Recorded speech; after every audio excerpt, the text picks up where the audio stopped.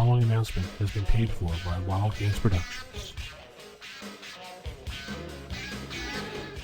Hi, I'm Larry Elmore, and you're listening to Roll for Initiative. My fellow Americans.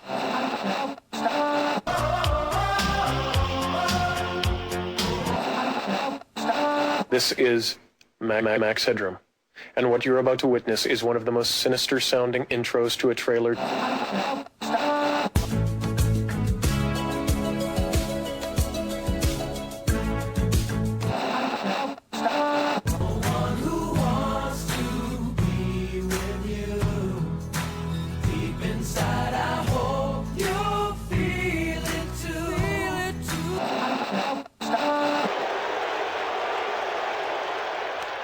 Little roller up along first, behind the bag, it gets through Buckner, here comes Knight, and the Mets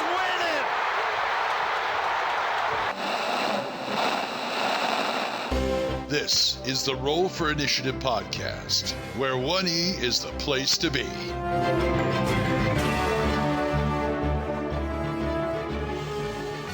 This is Roll for Initiative podcast, Volume 5, 176. We are back! Vince with Nick and Matt. Hello, everyone. Hi, everybody. And we're back finally with the show. I know people have been wondering what's going on. We just had a little hiatus while we figured a few scheduling problems out, but we are back, and the show is rolling on. The steam engine goes on for Roll for Initiative. Yay. We come back with guns a-blazing. Wait, Choo-choo. there's no guns in Roll for Initiative. Stop that. All right, with crossbows a-blazing. That's better. Yes, much better. Much we better. do not believe in black gunpowder here. So, Matt, what have you been up to since we've last spoken to you over a month ago? Well, I just came back from the annual cabin con with my gaming friends, a weekend where we rented a cabin on a lake and board game all weekend. So that was glorious fun. Got some Battlestar Galactica in. Played a new game, Brewcrafters. It's kind of a Agricola, a Euro-style game, but you're actually running a brewery. So you have to get the resources. You buy the resources, you make your beer, you sell it, you make money, you score victory points, and you build up your brewery. And so that was really fun. Yeah, it sounds kind of cool. To those Euro. Yeah, I want that game. Yes, yes, Nick, I highly recommend it. You can't actually drink Brewcrafters. anything. You can't brew actual beer, Nick, so no. No. I know what you're thinking. Sorry. But Who says I can't?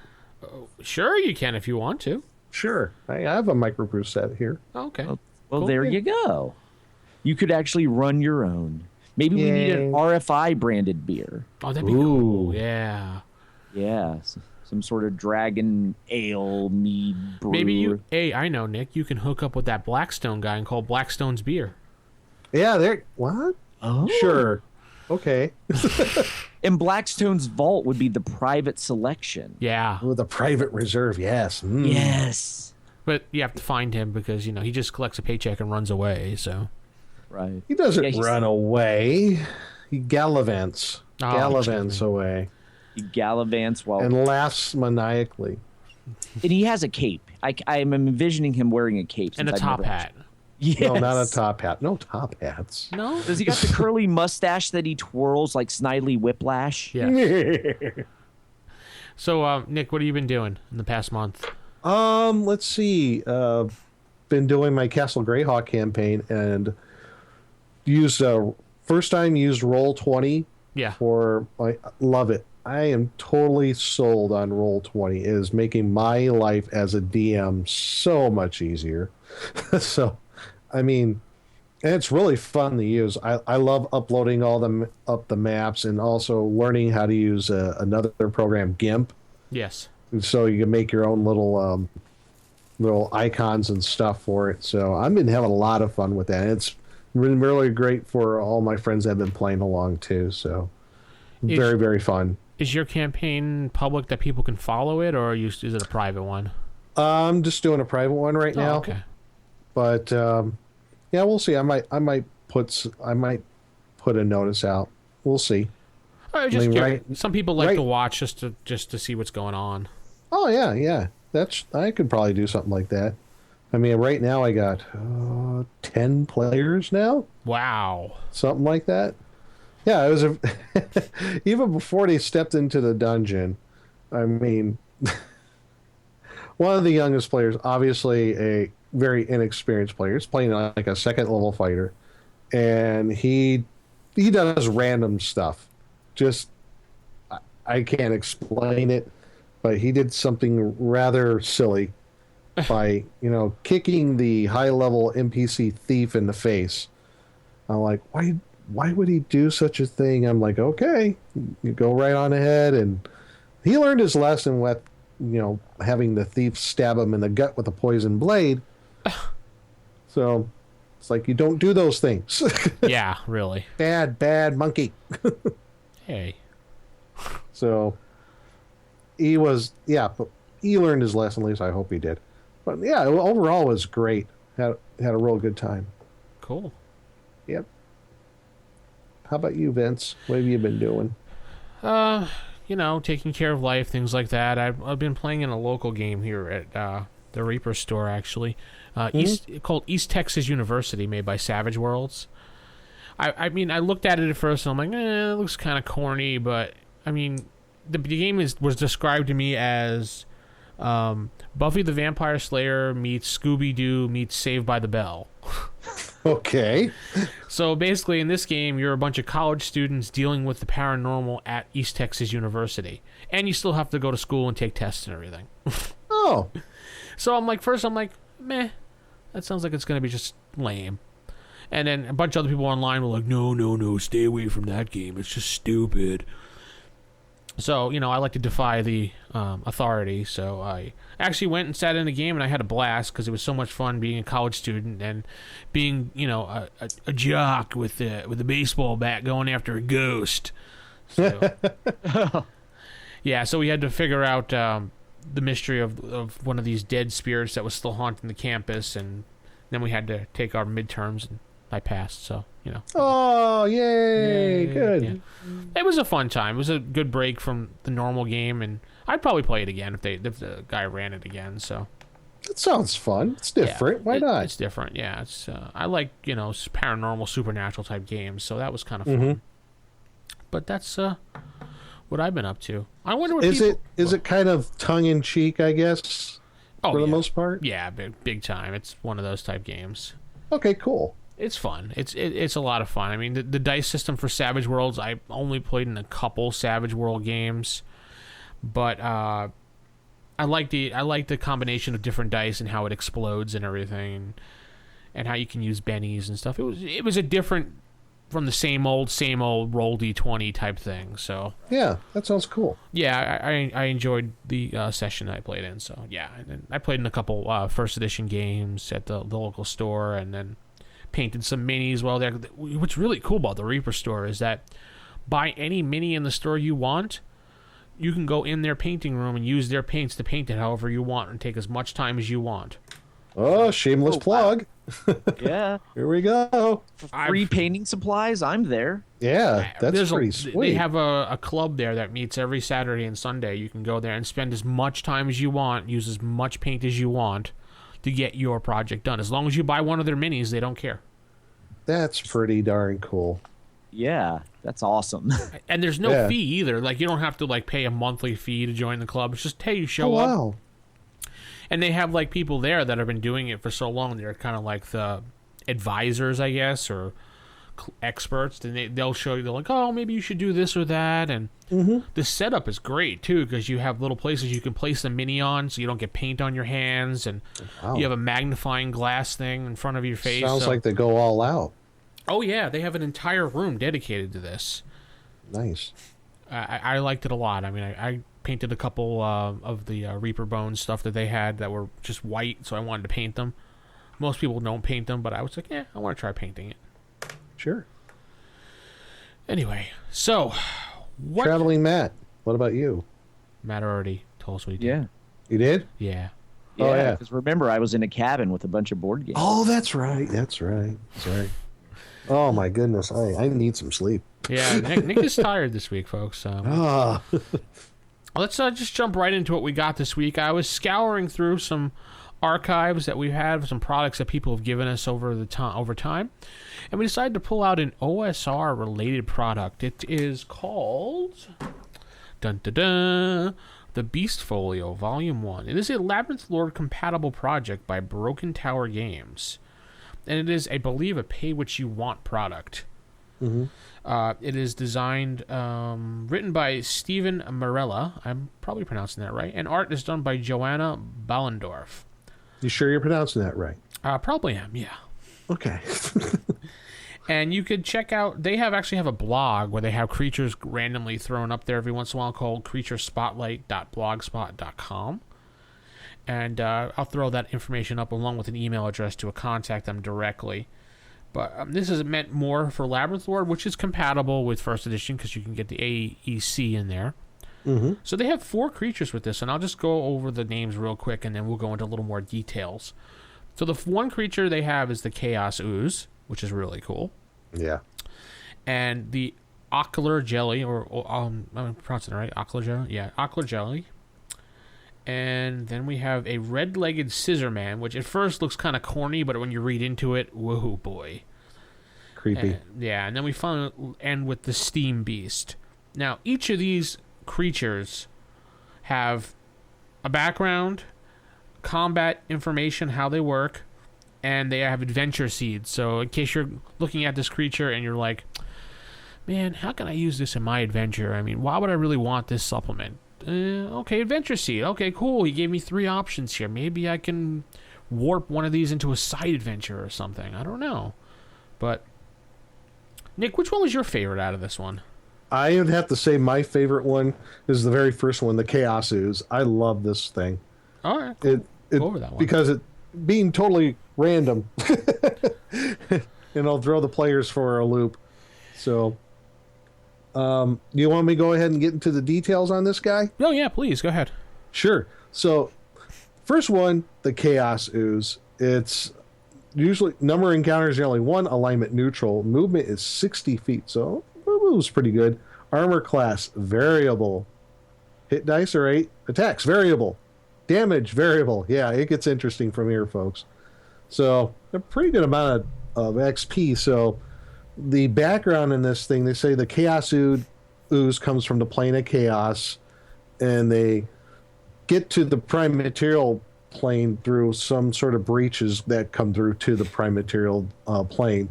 They're mindless creatures. They are bits and pieces of flesh, metal, bone, slimes, debris, rock, possibly stone.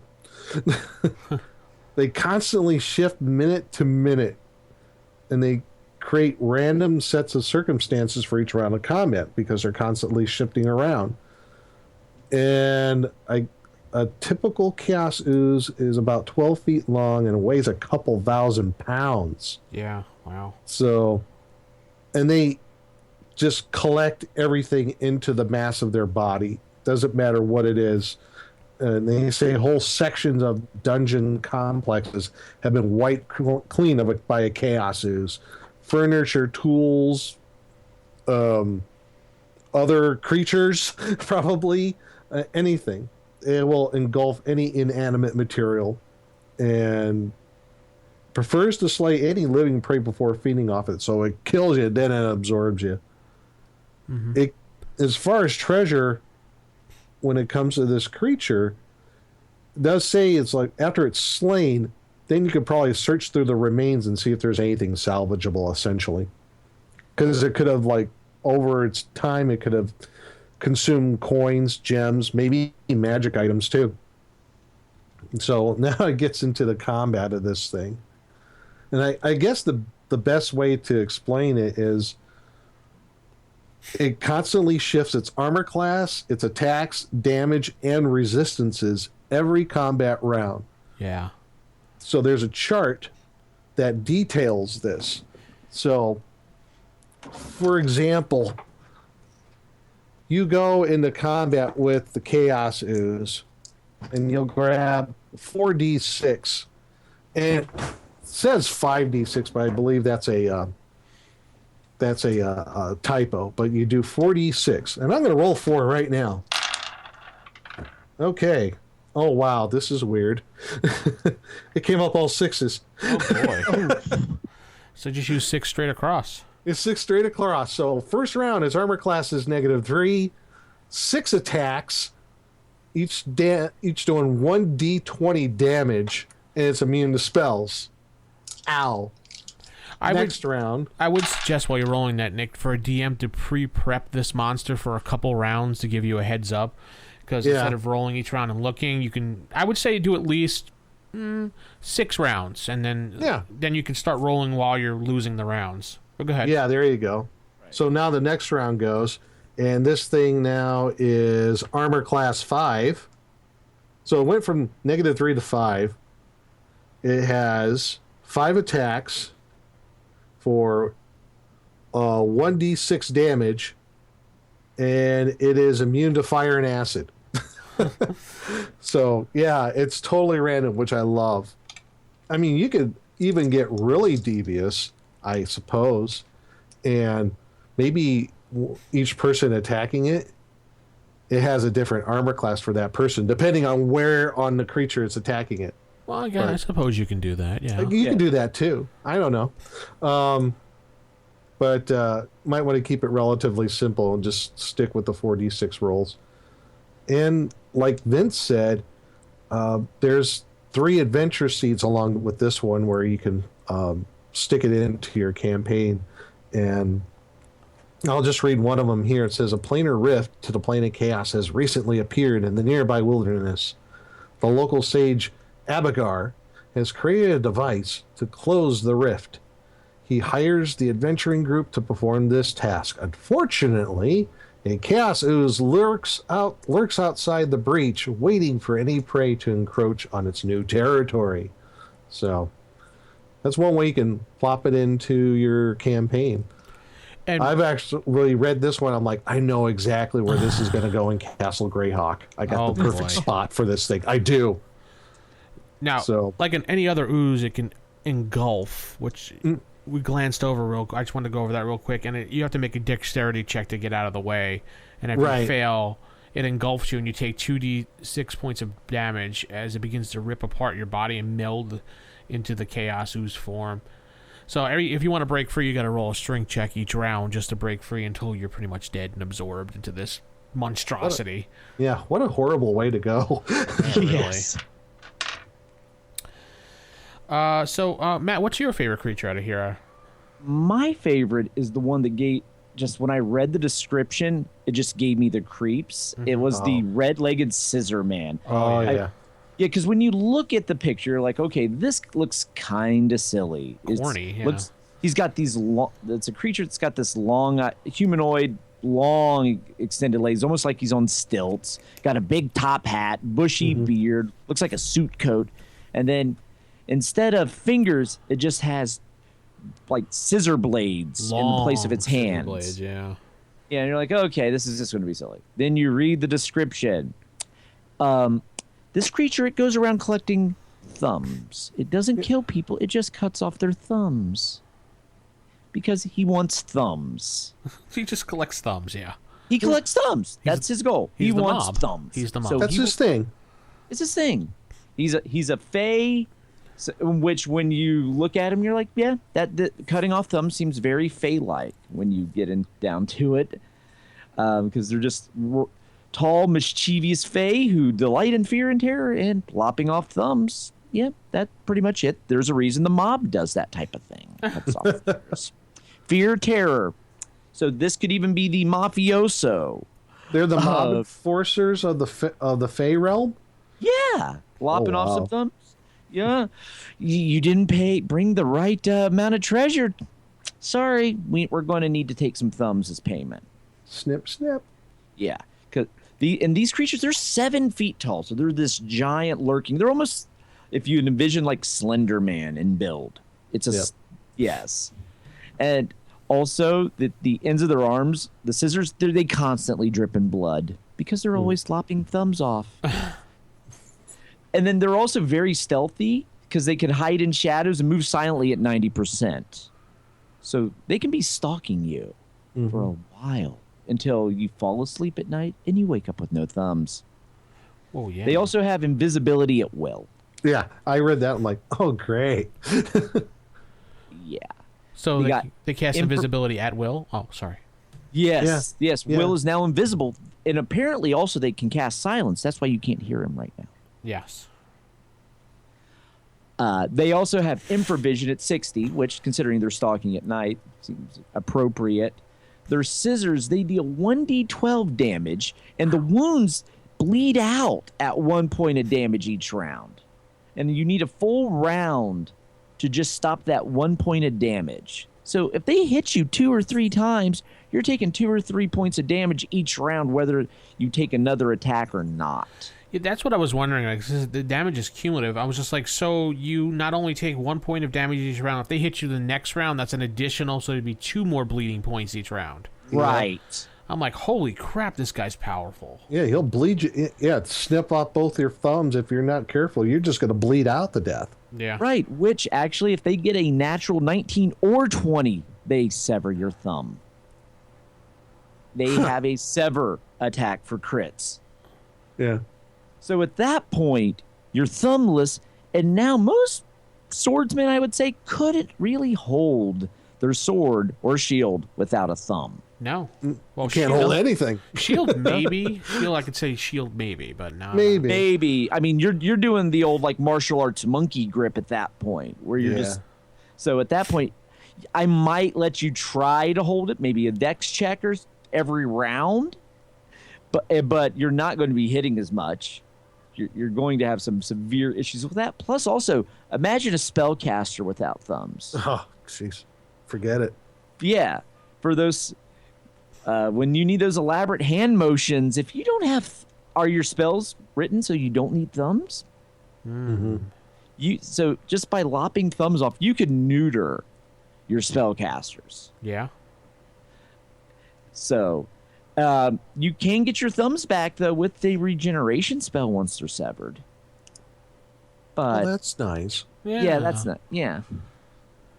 And then of course there's a treasure for these. They have their lair treasure is always fun because they're going to have like a dozen pickled jars of thumbs. Oh, that's a treasure. Yeah. Yes. Well, perhaps if you're trying to get the thumbs back to their owners, so you can like bring back the thumbs so they can regenerate. Well, you really don't need that to do. It just True. says a regeneration spell will replace the missing thumbs. You don't really need your original thumb back. True, that is true. But I suppose if you wanted to stitch them back on like ye old surgeon. The old no. No, you're like, no, you just don't want and when it's gone, you don't want it back. No, I want a new thumb. Yeah. Yeah. But what about a hill giant thumb in a sack? Because Yeah. that's also potential treasure. A riding stick horse. Huh? Yeah. That's one of their treasure. Are they galloping around while invisible in a riding stick horse like Chavo Guerrero? I knew you were going to go there. Was it Paco was his name? I don't remember. It was Pepe. Pepe, that's right, yeah. Pepe, yes. Chavo's stick horse Pepe. Oh, boy. Then they also have a thumb necklace, a bloody silver chalice, and a teddy bear with a missing eye. Maybe the eye was stolen by another creature in this book. It's possible. In a bag with broken toy soldiers. So are they also robbing the children of their stuff? It's just weird. Yeah. It's just creepy. Yeah. If you come into like a villain's lair and you see like a teddy bear with a missing eye and some broken toys, you're like, this is just unnerving. It's really weird and creepy is what it is. Yeah. Yeah.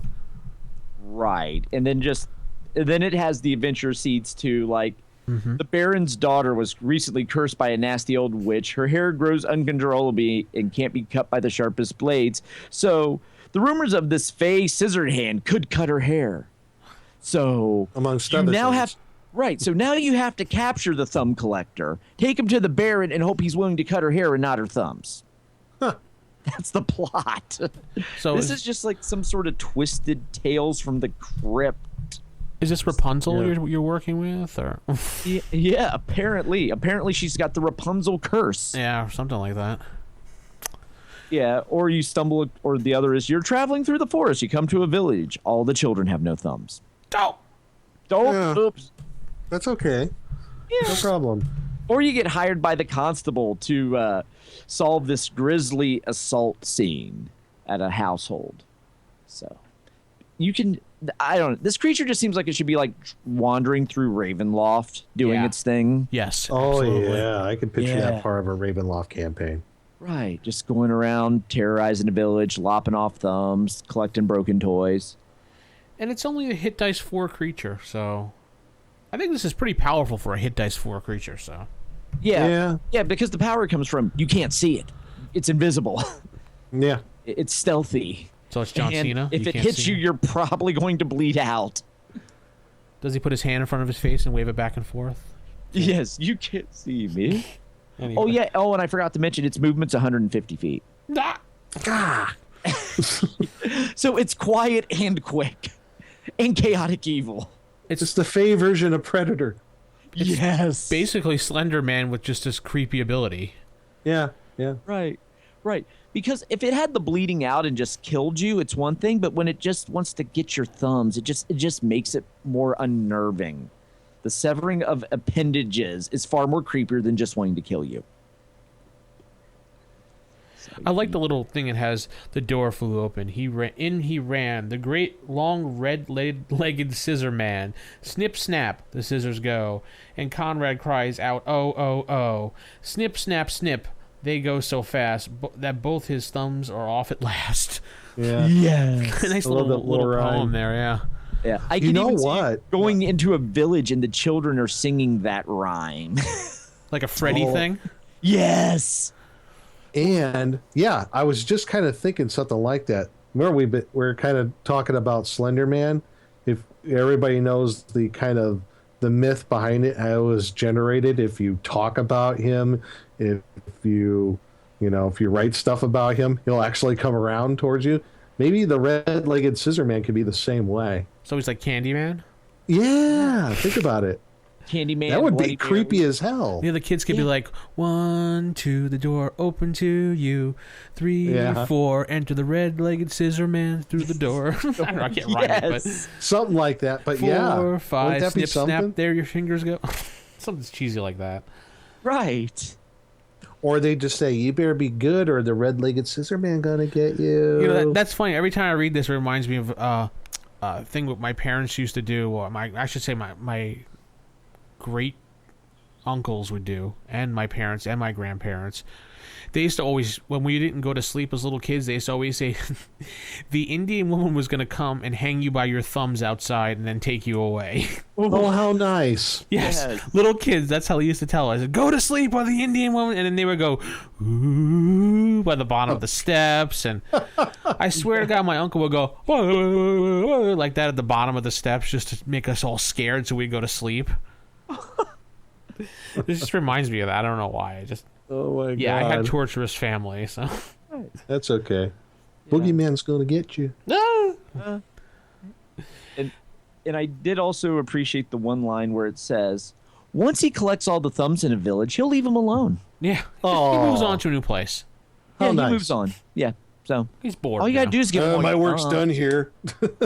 Yeah. I'm gonna move on to this place called Hamlet. Yes. I heard they got some really good thumbs over there. Yeah, good eats. So the creature that I liked out of this was the ocular jelly, and I like it for the Yeah. simple fact it looks like a big giant jellyfish floating in the sky, and it has all these eyeballs inside of it because that's what it basically does. It's like a scavenger, like kind of like a crow or something. It just follows along bigger creatures and just sucks the eyeballs out of the dead whatever's left over, and it just absorbs them as food. Like it'll kick an eyeball and it'll nourish it for like a week or so. They're only about 3 feet tall and they're about 40 pounds. It's an armor class of 8, a hit dice 2 creature, but it has 6 tentacles which attack at once. And it only does 1 point of damage per tentacle. But the bad thing about this creature is it's allowed to focus on one individual and use his telekinesis to rip your eye out. Yeah, and then it just takes the eye and it assimilates into its body. Let's see here. Does it say how it does it? Oh, yeah. It's just basically, as far as I can tell, it's just an attack, right? I didn't see anything else. Yeah, you get like a save versus paralyze. Ah, yes. Save versus paralyze, and then if you fail, he pulls the eye right out of you. You make a system shock, or you fall and if you fail, you fall unconscious for 2d4 turns, and he'll just rip your other eye out anyway at that point. If you still pass your system shock, he'll do it again, and you get a -2 through anything going forward for attack wise. And now you do a system shock roll minus 20%. And if you fail, you go fall to sleep for 3d4 turns. Now, if you lose both of your eyes through this really nasty creature, you're considered a blind character at that point. So blind rules do apply. And I was looking at this, and the only way to get your eyes back is to find the eyes inside the creature, put them back in your socket, and have someone cast a cure spell on you. Wouldn't regenerate new eyes for you, or that? Yeah, I think regeneration would work too. But they just made it a little easier to get your eye back than your thumbs with the red-legged scissor man. Oh, I just noticed that number encountered 2d4, so there could be a whole bunch of these things. They travel in packs. That's what they do. They usually just form packs and they travel around. They're a neutral creature, so they're not like really swarming around looking to do this unless they're really hungry. But they're equal opportunity eye suckers. Oh, yeah. If they're really hungry, they don't have enough eyes, they're going to just form a group and go out like at the Gestapo, and they're going to come after you. So normally they just follow bigger creatures around, like hide and follow them around, just like go over them, whoop, suck out the eyes, and then move on and follow the creature. So the couple seeds that they have are 3, and let's see here. One is, I think, was kind of lame, but the magic user originally captured one of the jellies. Unfortunately, he has digested all of its eyes and is close to dying. He wants the group to find a dozen eyes to feed the beast. Really, would you want to do that as an adventurer? Yeah. As an adventurer, you'd be like, yeah, hell no, go away, dude. I ain't friggin' finding eyes for you. I'm not going to scavenge the graveyards. I mean, would you, Nick? I mean, if you're a character, if I said that to you, an old elderly wizard's like, I have this. I don't know. I mean, depends on what he wants for eyes. Right, yeah, because it says here he has a list of species. So it could be you have to go down and hunt down like a basilisk and a cockatrice, a medusa. Oh, and I forgot to mention, the reason why an adventure seed is like that is because depending on the eyes it absorbs, it has that ability of the eyes. So if it has infravision, if it has ability to see and invisibility, it has that. So I think it actually does have the ability to do that, right?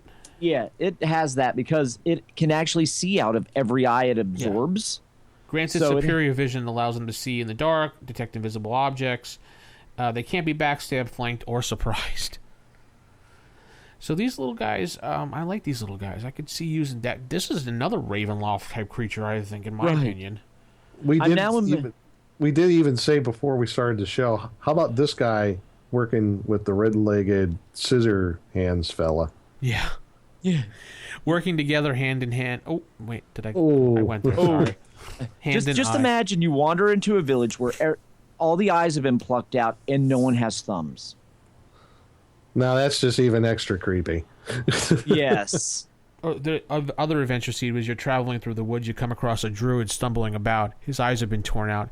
He recently was exploring a cave system and was attacked by one of the jelly. He pleads the group to search in the cave system and find his eyes. How would you know what his eyes look like? I have brown eyes. There's like 20 different brown eyes in here, dude. Right. Do these work? And you just keep trying to plug them in his eye sockets? How about this? Nope. Oh, okay. Nope. You can have his back. Jelly, you can have his back. Right. So yeah, you have 3 adventure seeds for this one, and finally the last creature on here is a steam beast, which is kind of interesting. How it's like this glassed, encased 2 creatures like elementals, a water plane and a fire plane elemental kind of morphed into one thing, and that's what causes the steam to come out of this. And the biggest thing about this creature that I thought was really, really nasty, that it can do a breath weapon. What was it, once a round, or where the heck was that? I saw it here for a second. He has a steam. Once every 1d4. Yes. A blast of steam, and it's equal to whatever his hit points are. So looking at the creature, it's a, 7 hit dice creature? Dice. Imagine it starts off the first round blasting the steam at everybody. Yeah. that could kill quite a few people in the party. Yes, it could. You're just scalded to death. How nice. Right. It gets 2 attacks for 1d6 each with 2 claws, and has an armor class of 6. It travels 120. Jeez. Its chaotic evil and number of appearing is 1, listed as 2d4 though. And don't forget though, when you How does that happen? if you defeat one of these, it bursts into hundreds of shards of heated glass, doing 2d6 damage in a 30-foot radius. Yeah, after you defeat it, the glass shatters and... Yeah. I think the 2d4 maybe might be referring to, because it does say steam beasts are rumored to have been created by the Ifrit in the city of Brass. Mm-hmm. So maybe that's where you'll encounter more of them, hence the 2d4. Right, where the steam beasts are made. Yeah. Steam Beast Factory. Yeah. Or somewhere in the city of Brass, because they said they were used as guardians. So, They normally roam the inner planes, it says, as well, but I wonder, I guess you can say, like, one to kind of escape through that portal that the jelly came through, maybe. there you go. And hand in Yeah, hand. that chaos ooze. So, which one of the adventure seeds do you like out of that, Matt? Oh, out of this one, let's see. Well, there is the clan of the fire giants there's nothing like having a giant fire giant wanting to attack a village, and this is their first doggy. wave of attack. They send their doggy out to attack. Woof. Yes, these are their pets, apparently. They have these merged elementals and glass things, so that was fun. And then the other with the fire marshes of Abutar lies a barrow mound that houses the tomb of the great Ifrit Lord. So basically you're a tomb raider at that point, and it's guarded by 4 of these steam beasts. So if you wanted to go on a treasure hunt, you always have that. And then the last one is you just need to get a ring of fire resistance, and you go to the fiery place, and these things are rumored to be there. But yeah, I think either, because you could have some fun with the fire giants wanting to take over the village. You could even throw it into against the giants with all of that whole story arc. Throw some of that these would be in there. interesting. Yeah. That would be unexpected. Yeah. You're like, we're doing against the giants. We know what's coming up. What are these? I don't remember the giants having pets. Or at least not pets like this. Yes. All right, so overall rating, I'll start myself this time first. Beast Folio, done by Broken Tower Games, the 11th World Compatible Project, BF1, Volume 1.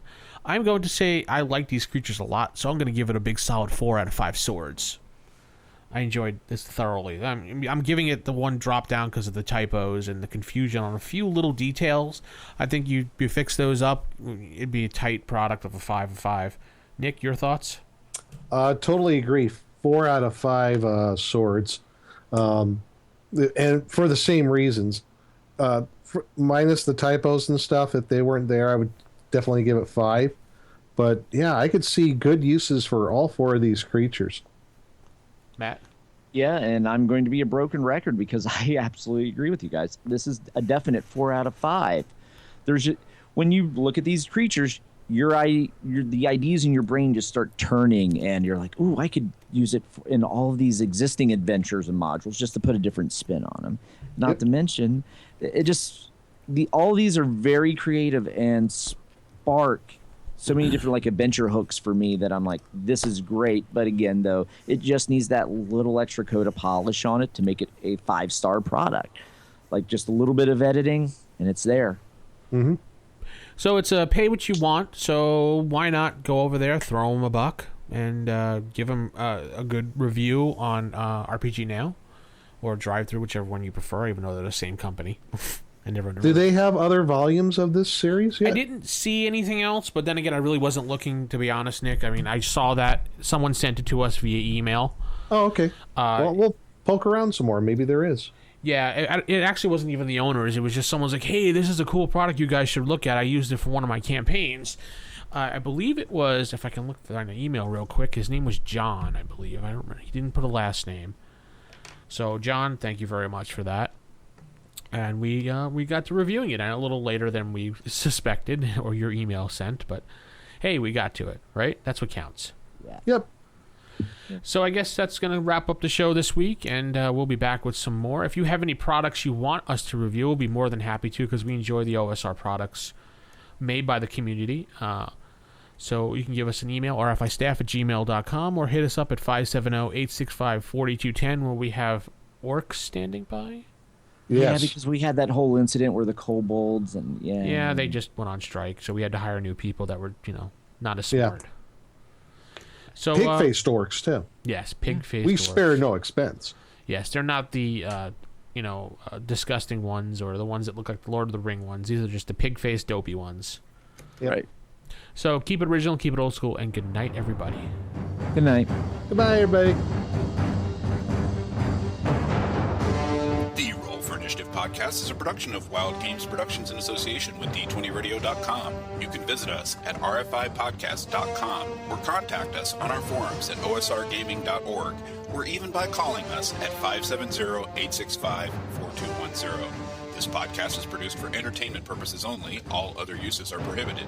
And remember, if your magic missile spell doesn't automatically hit, you're playing the wrong edition. Thanks for listening, and we'll see you next time on Roll for Initiative.